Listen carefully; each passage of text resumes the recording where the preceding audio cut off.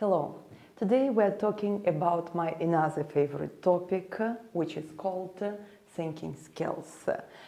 I will briefly describe how to develop thinking skills and why are they so important in both teaching and learning.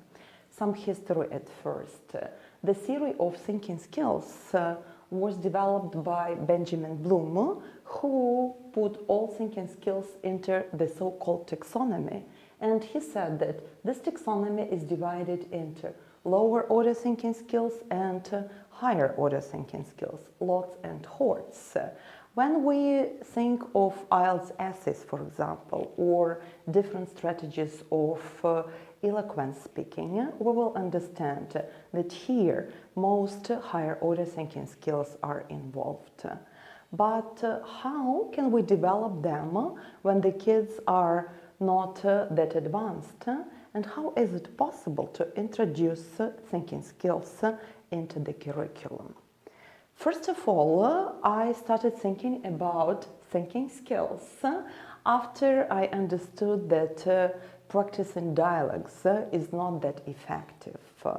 If we examine modern textbooks, we will see that they are compiled with the idea of thinking skills in head, but as many teachers do not recognize them, they do not understand that those thinking skills are put into the modern textbooks explicitly, they don't train the thinking skills in their students.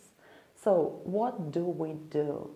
We started practicing thinking skills from the very young age, and this is the list of the main thinking skills that our students get from not from the very beginning, but at least when they are at the age of 8 or 9. The basic thinking skills will be description. I have already mentioned that for this we will probably use the order of adjectives, chronology, and we'll practice firstly, secondly, thirdly, and later there will be added the past simple. Classification, which is a bit more difficult, but here we come into the categories, and comparison and contrast. Also, the scheme will include cause and effect. If you remember the previous tutorial about categories, you will see or you will understand how we structure the thinking skills. Even for categorization, we will also use the categories, like we will be talking about, let's say, types of clothing, and we will categorize them by the body part, the season, the gender, who wears this clothing, and so on. For comparison, we will also use the categories.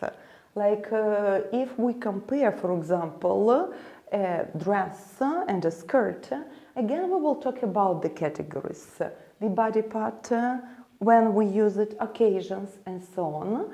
And that is how we will compare those things very easily. And for cause and effect, categories won't be seen that obviously, but again, we will be talking about categories here as well. So, if we see thinking skills as a very important part of a process, another question is how should we practice them? We do practice them using the templates which are presented here, and we also practice them everywhere we can. When we discuss vocabulary, when we discuss topics, when we develop our speech, everywhere there will be thinking skills. Next week, we will be illustrating the way of practicing thinking skills at elementary levels with our students using all those templates. So please follow our Instagram.